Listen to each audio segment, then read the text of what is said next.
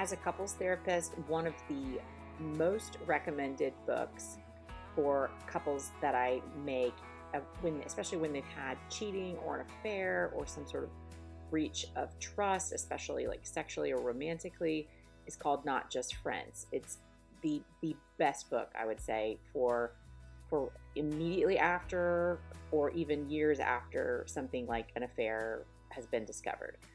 Shirley Glass is the author, and she is a psychologist, although she's passed away. Her work, especially as a researcher, is just paramount in the field. Amazing, especially for Gottman Method couples therapists. We really base a lot of our work on her research. But in the book, just to give you a summary, I recommend reading it in detail, but she talks about all the stages of not just sexual or physical affairs, but emotional affairs.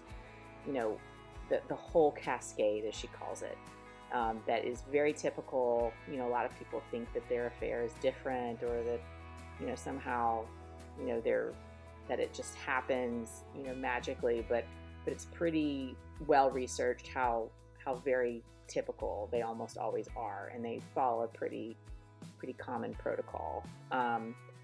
So learning not just all of the steps and stages that lead to a betrayal of trust, but as a partner, the signs that kind of indicate that maybe someone is vulnerable to making a breach like that.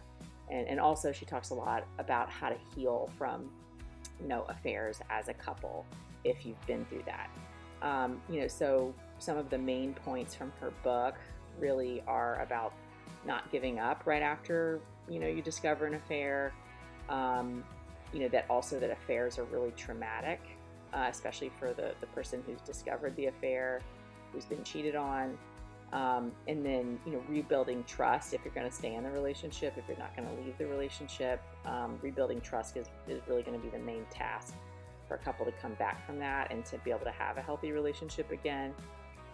And then eventually, rebuilding intimacy emotionally and physically with the person who cheated on you is going to be completely dependent upon whether or not that person is willing to completely end and stop the affair, and also to become really transparent with you and take ownership around, responsibility about their impact, and to learn kind of why it happened, to not make excuses, that kind of thing.